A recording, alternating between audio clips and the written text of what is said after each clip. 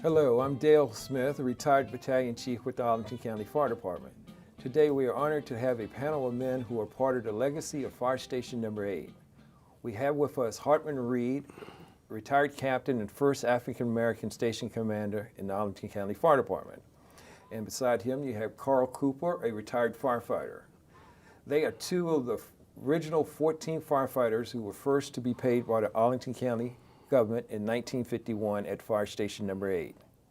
We are also honored to have with us the last Fire Station 8 volunteer who served alongside these 14 men, my father, Jerome Smith. The first phase of the panel discussion began this year when Julian Syfax, another member of the original 14 firefighters, joined our panel. We were hosted by the John M. Langston Civic Association at a celebration to recognize the Halls Hill Highview Park's Fire Station Number 8.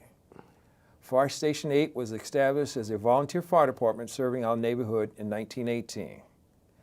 The Fire Station 8 volunteer fire department remained segregated until 1960s when the county government implemented integration of its agencies and programs. Gentlemen, let's get started. Please share briefly why you decided to become a firefighter at Fire Station Number 8. Captain Reed? Well, I was in the Navy, and I come home on leave, and two relatives of mine, Julian and Archie Syfax, was working at Station 8, and it was only a couple of blocks from where I was living. And so I'd go up and hang out with them for a while, and they informed me that there was they were going to have a test, and they said, "Hey, you ought to go and take it." And anyway, I signed up for the test, and when it came out, I took leave the day that I was supposed to take the test, and I came up and took it and passed. Obviously, and you did they and that was it from there. I was gung ho for the fire department. Mr. Cooper? Well, I'm going to start from the very beginning. When I was a kid, my father had a garden next to the old Teddy Hicks building. I don't know if you remember that or not. Mm-hmm. It's over there where the Taco Bell is. And he used to have a garden and had tall corn stalks. And as a kid, I used to crawl between those corn stalks, and I would listen to the siren go off. And from that point on, I decided I wanted to be a firefighter. The truck used to pull out and hit Lee Highway at the old fire station. Mm-hmm. And volunteers would come from every direction and jump on the back step. Then I often wondered where their equipment was to fight the fire. From that point on, I wanted to be a firefighter. And then, after I came out of the Navy, I joined the Arlington County School Board. That's where I got the idea to sign up and take tests for the fire department. I forget exactly now where I took the test, but I came out all right. What year was that about? That was around 61 when I took the test. I became a firefighter in 62. Okay. I think it was the latter part of 61 when I took the test. Okay. How did you become interested in the fire department, being a volunteer? Well, if you grew up in Halls Hill, the survival of the people in the Halls Hill area the survival was to help one another. That's the only way we could survive and everybody survive, helping each other. Okay. And so when I became of age to go to the fire department, I still had that in me to help somebody, and that's why I became a fire. One of the things I was just thought about, how old were y'all when you joined the fire department, became affiliated? I was 19. Wow. I was 30, I think. 30, 29 or 30. Okay. And I was 22. So trying to get like a feel for what it was back then, like back then when y'all came on the department. So what shift did you work and how did y'all interact with the other fire companies in Arlington? I was on A shift. When I came on, I was assigned to A shift. And how we reacted to the other companies. Or how did they respond to y'all? You know, being an all African-American station at the time, how was the relationship with the other companies? When you ran calls, did you? When we ran calls, I don't recall having any problems at all when we ran calls, but there was. I know the dispatchers. I recall the dispatchers just weren't completely fair with us. They didn't run us to our first due area every time. Sometimes they'd 6 or 3 might have been called in while we were sitting in the station in our first due area. But I can't blame that on the stations, other stations. But I do know that some of the dispatchers were just that way. And in fact, there was one that was you knew he was prejudiced because he used the N-word more than once over the air. Okay. You know, right on over the air, you could he would do it. And but otherwise, I guess we got along. What was the original question? It was a 2-part question. I kind of combined them. So, what shift did you work? And tell us how did you when the firefighters worked with the other stations? How did you know when you picking up somebody else's line, you backing them up, or they backing you up? How did that work? Well, getting back, I saw the captain. I think I used to see him run up Culpeper Street every once in a while to the old firehouse. But I never met him face to face until I reported for duty, and I was on his platoon. Okay. And I was known as the rookie. But but going to other stations, you could feel a difference. In fact, one station I went to Cherrydale, we had a fellow who lived a couple blocks over by the name of Johnny Caparakis. He told me, don't worry about a thing. I got your back. You could feel tension? the tension there, and usually, I don't know what happened. When I slept overnight, I would go to the last bed. I don't know, I guess it was just natural, you know, to go in the back. And of course, the other stations, you could feel the difference, but they got to the point where they accepted, in a way, one person coming in to fill in a vacancy. And the difference of the time, I just figured out when you were talking, that you came on right when they were integrating the stations. Yeah. And Captain Reed, you were there before the stations were integrated. Because when we were, go ahead. No, Coop, let me see, we integrated in '62. Okay. Yes, Yeah, that was when they had that mixture. It was in '62. Yeah, because the white fella came up with it, Leroy Murray. No, yeah, we had Murray was on our ship, and I had a lieutenant.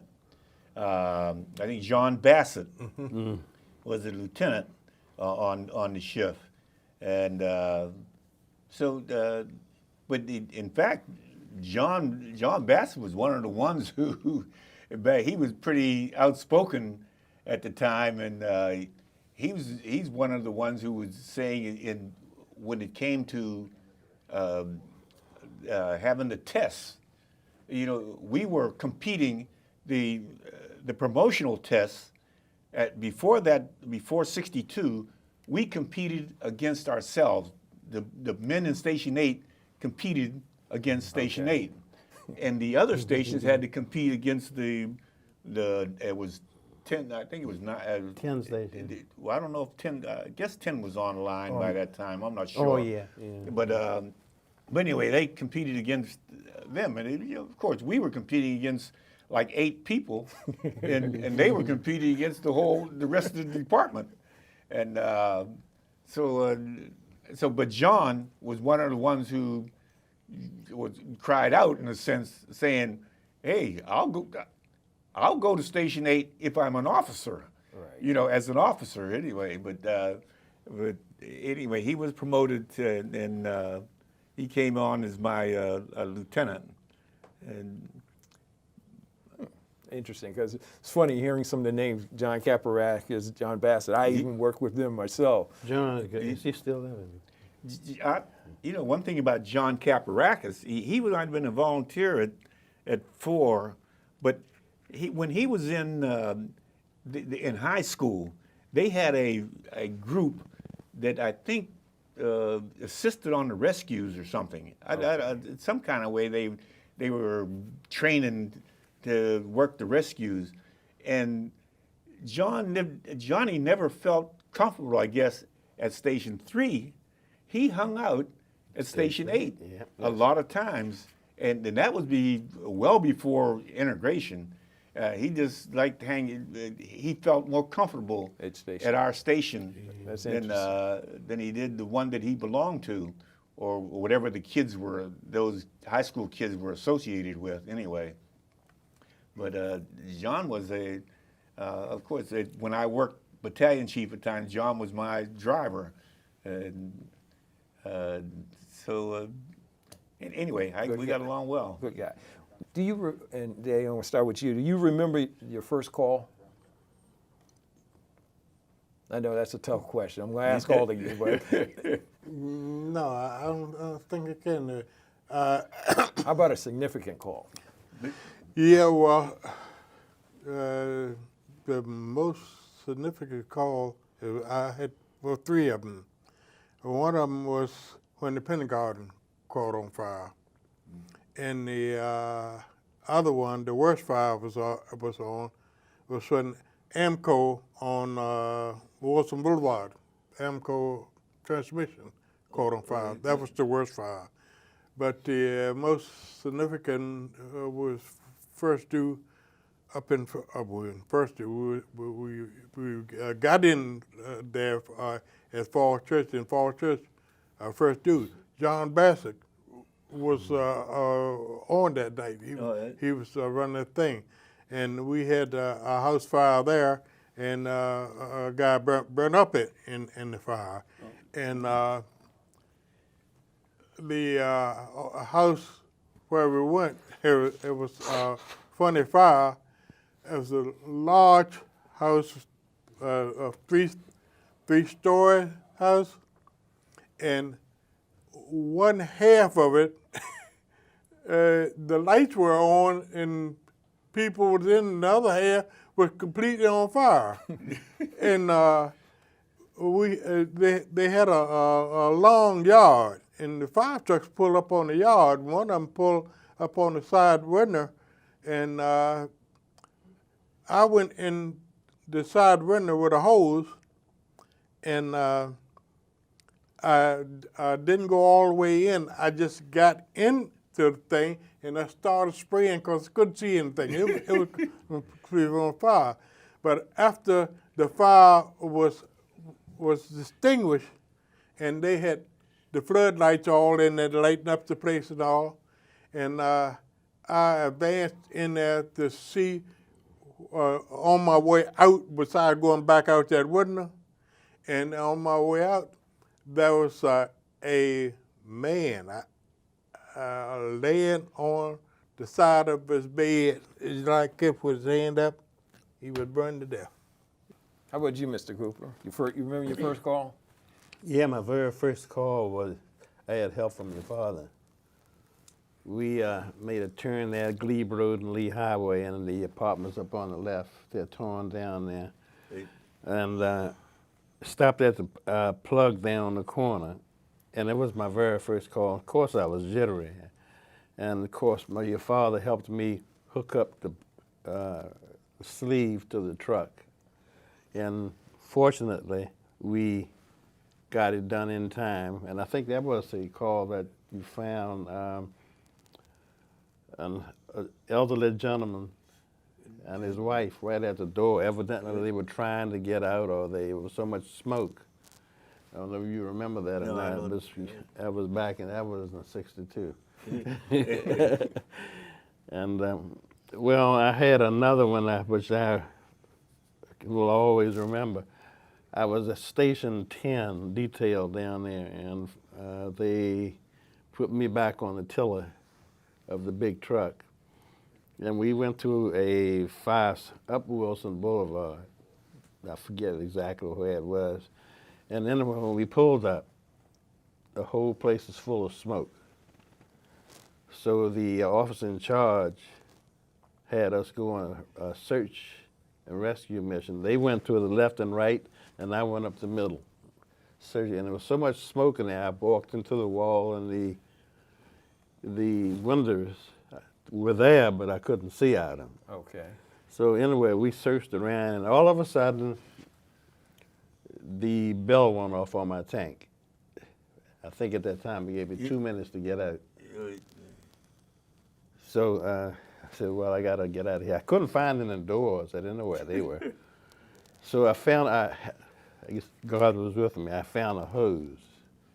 And I followed the hose, and I came outdoors. And that was one of the scariest ones that I had. Been there. Yeah. Let me see. I have no idea about the first call, but the first memorable call that I had was on Cameron Street, down around just below 18th. It must have been the 1700 block of Cameron. Mm-hmm. There was a guy that lived in a sort of a shack, I guess a one-room shack in a sense, and we rolled up on it, and it was completely involved. Completely involved. I mean, looked like a matchbox. And we rolled in there and with the hose out, and there was spectators out there saying, "Tice is in there, Tice is in there," and nothing we could do. It was just we knocked the fire down, and when we kicked the door open, we could see. I remember seeing his leg. Remember, I'm only a 22-year-old kid in a sense, and I saw this leg at the door, but. That's one thing I can remember about that. About that, huh? What year was that? That had to be in '52. Oh, It had to be down about 52. And anyway, I can tell you something that was really comical. Now, I tell you, I went on a fire down off of Lorcom Lane. I forgot the street, but it was down off of Lorcom Lane anyway. We rolled in there. These were some pretty nice houses back in them days, and it was full of smoke. And we went in, crawling in. I think we only had the booster line or something like that, and crawled into the place. And when I got inside, I saw a little flame coming up. Saw a little flame over on the side there, and I went and took the nozzle and opened it up and hit it and closed it, and the flame didn't go out. Hit it again, flame don't go out. And after, it was a short time afterward that they had the fans in the window and door, and the smoke cleared a little bit. It was a fireplace on the other side, and that was a mirror. I was trying to put out a mirror. That's been done many a times too, right?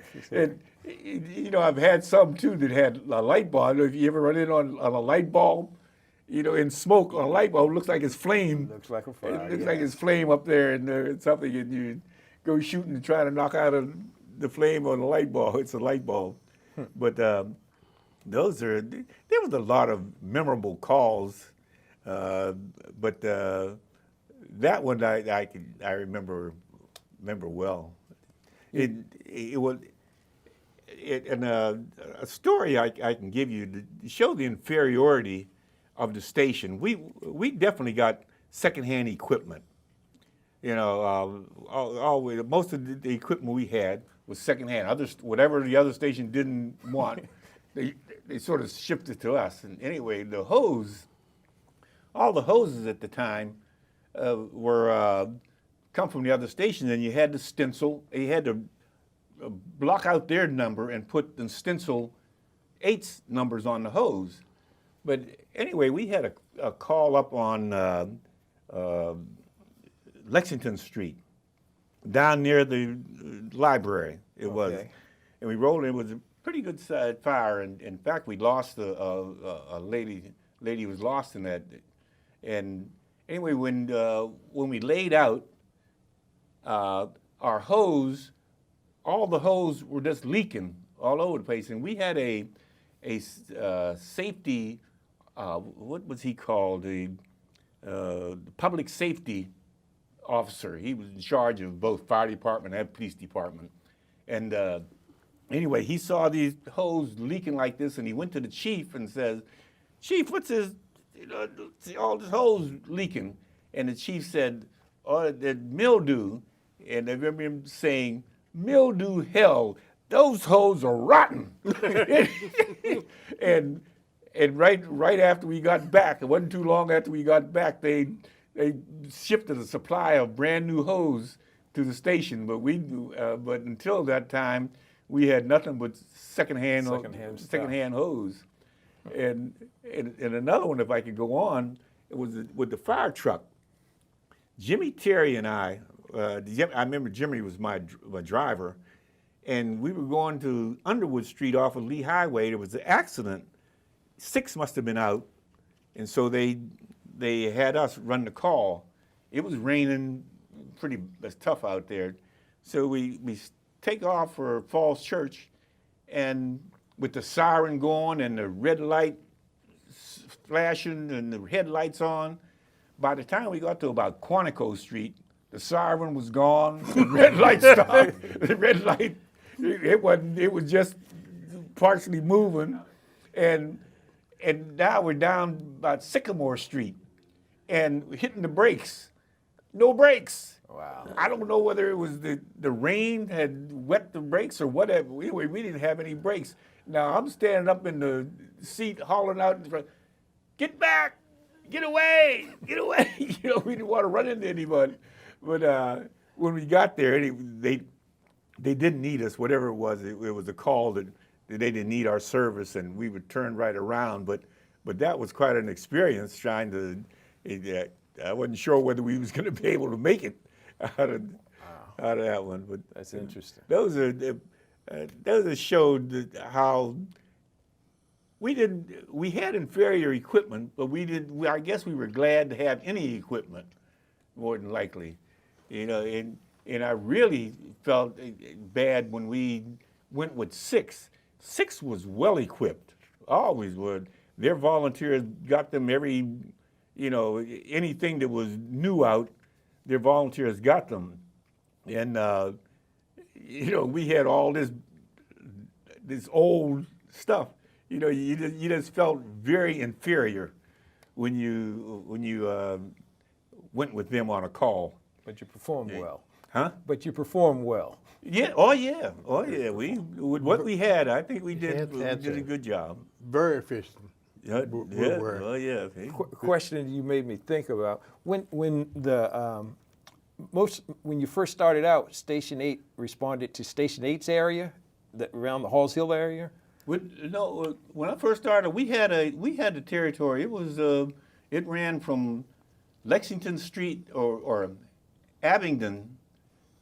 Wait a while. It was maybe Wakefield or something like that. It was from Wakefield to Lexington. For Wakefield on the east, Lexington on the west. On the south was 17th Street. You know, the end of Halls Hill, 17th Street. And the north, we went all the way to Chain Bridge. Okay. You would go to Chain Bridge, anything off Lexington Street up to Williamsburg, where the Williamsburg School was and everything. But a lot of that territory was farmland. Anyway, we went on a lot of field fires up in that area. There wasn't much. I think Broyhill built a community up there. But wasn't much anyway. And when I first went on. Okay. Changing questions now. So can you share like what was the historic importance of Fire Station 8? You can start with you, Mr. Cooper.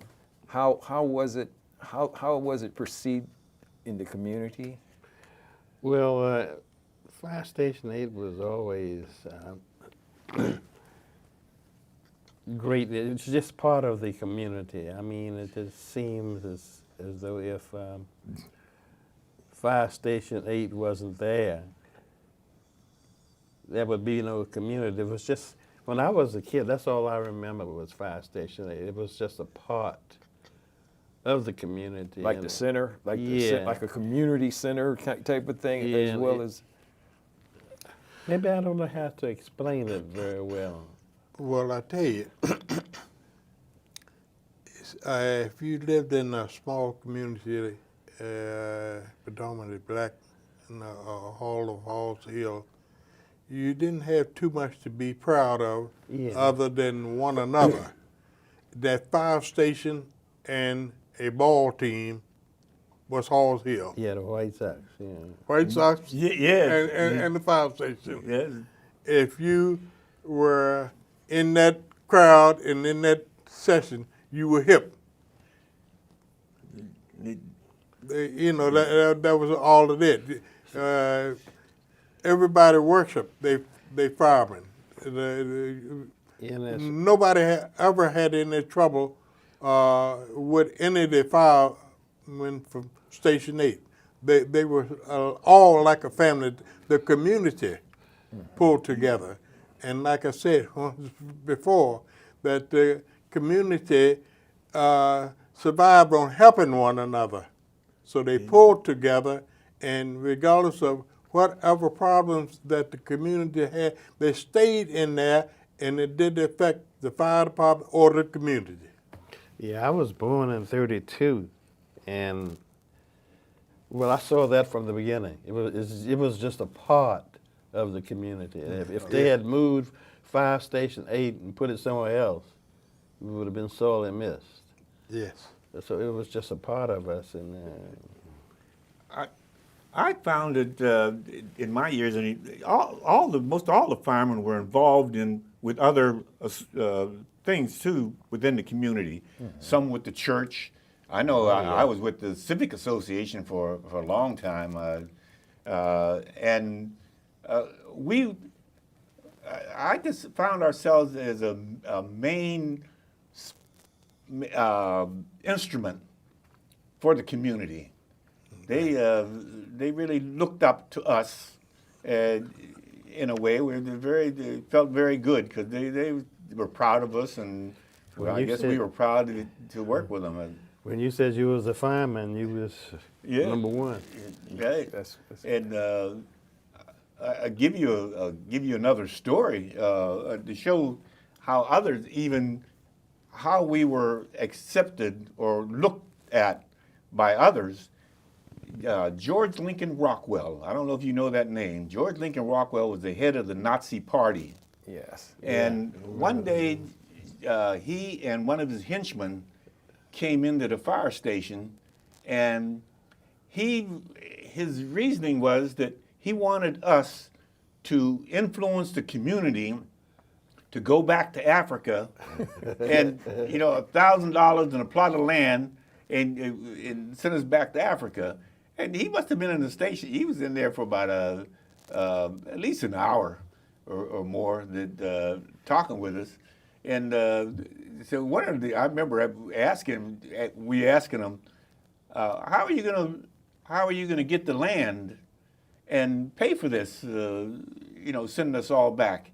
And he says, well, the land we're getting because these countries owe us. It's repatriate. They're going to be repatriated by the land, and the money is, of course, we're going to annihilate all the Jews and take their banks and their places, and that's where we're going to get the money from. But I really thought that was a real memorable situation where even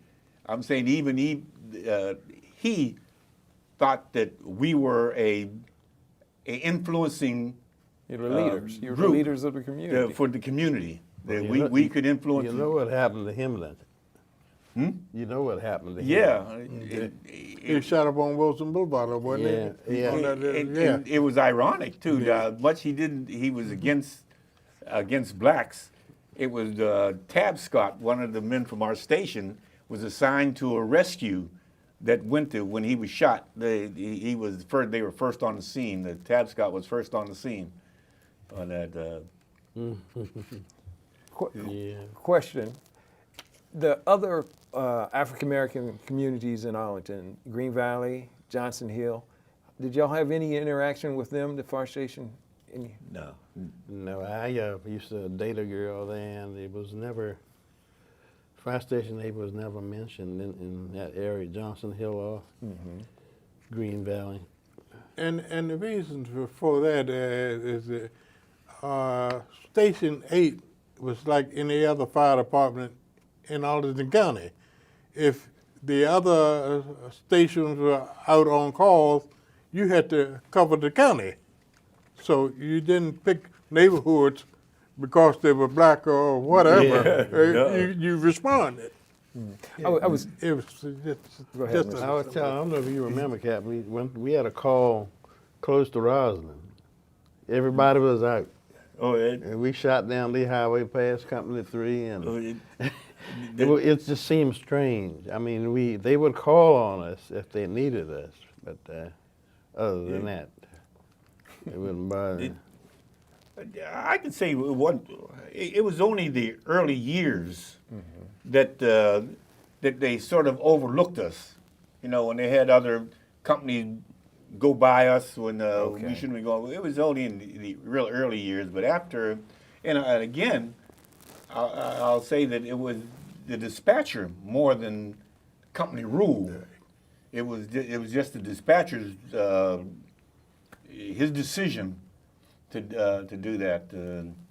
But otherwise, later on, we were, even though we were the only black station, I don't think they treated us any difference when it came to fire calls. Anyway, you went if it was in your first due area, you were sent, and if you were second due, you were sent as second due.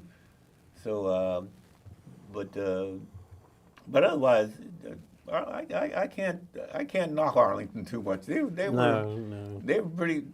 pretty good over my years in the department. Anyway, they're very. Arlington's a good county. It's a Yes, good county. Always very has been. good. Something you can. I want to give you something I heard, and you can tell me how was it back then. I think Kitty Clark, one of the first daughters, one of the first captains, told me that they used to put up a projector and show films outside for the kids because they couldn't go to the theaters. I don't recall that in my time. I'm not going to say they didn't I do heard that, of but it, it was not in my time anyway that I can recall. Was the station used for any other community type stuff, like meetings or anything? When the new station was built, it was used. I think it was supposed to be community use. That lower part was supposed to be community use, and I think I know the Boy Scouts used to meet down there, and yeah, quite a few other civic groups. Probably right. They had quite a few of our activities down there for the community. Question there. It says each of you being in the station in the fire department back during the 60s, early 60s, back during the protests in Washington, the riots and stuff. Speak on that. How was it? How did the department, or I should say department, Fire Station 8, interact with that time, during that time? Were there problems? Were you helpful? Were you dispatched? Were you not dispatched? That's what we call. One thing that I can say about it, I was happy that there wasn't a whole lot of protests in Arlington. Right. Because you know that during that period, they were in different parts of the country.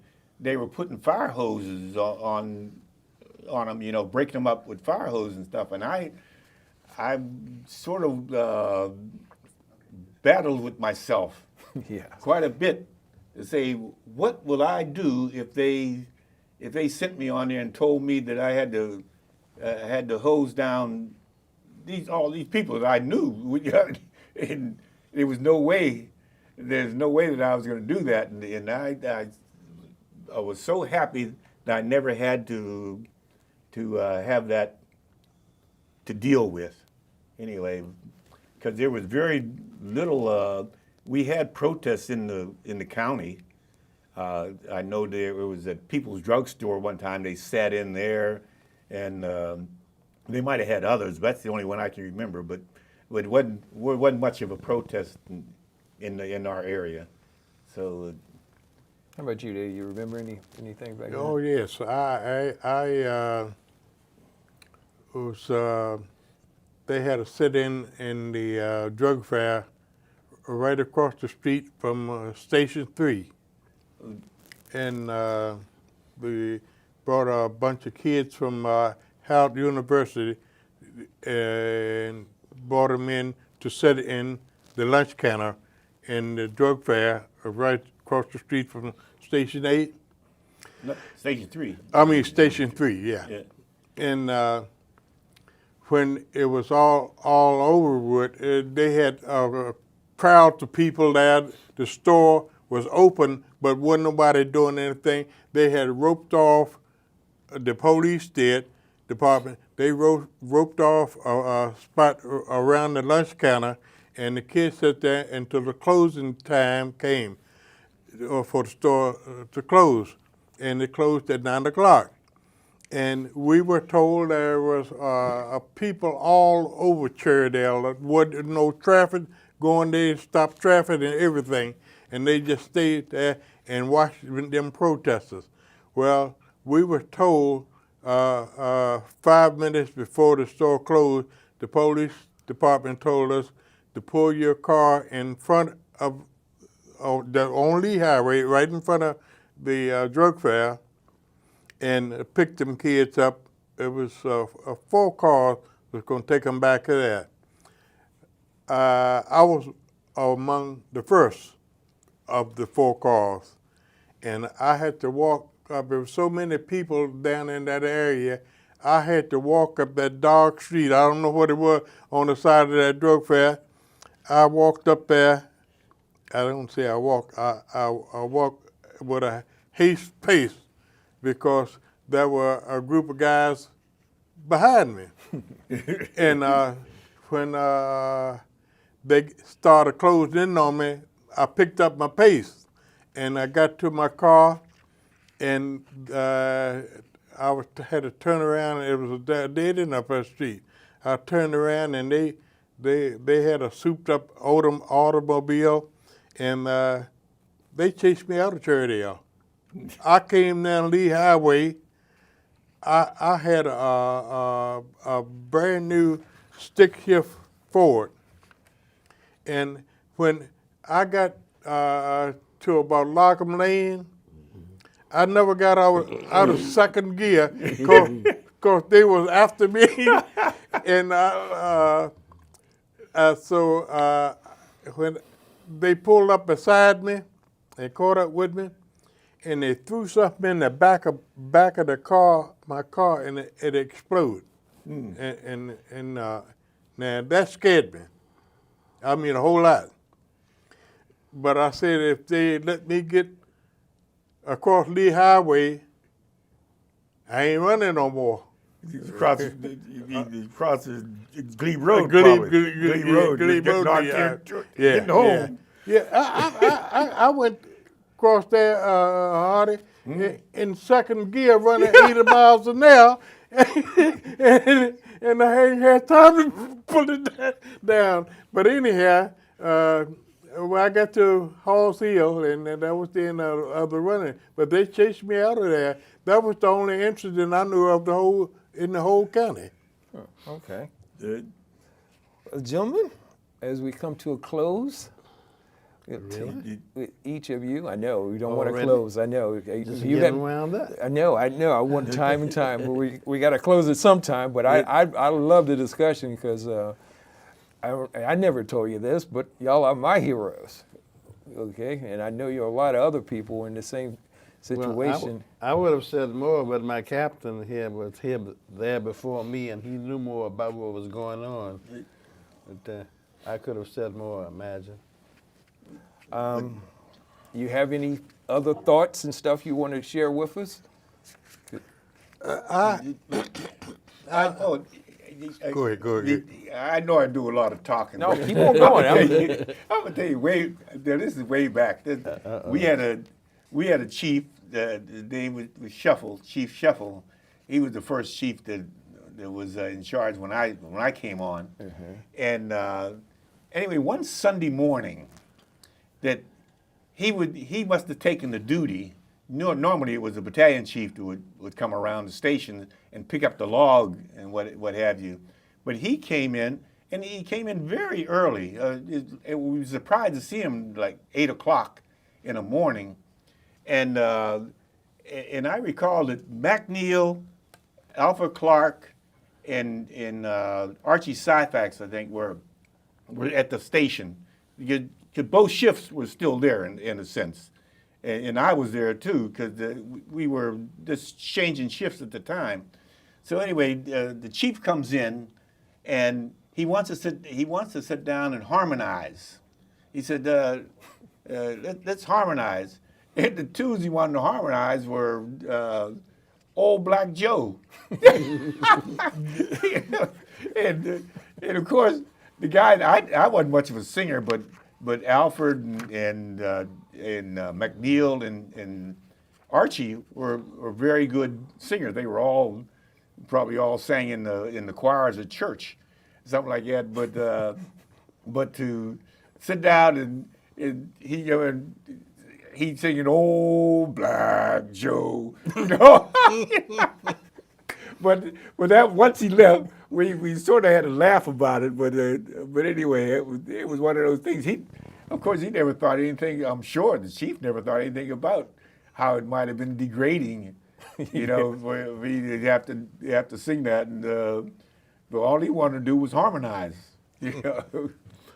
I like to say that I am very proud to have served with these guys and a volunteer fireman at Station 8.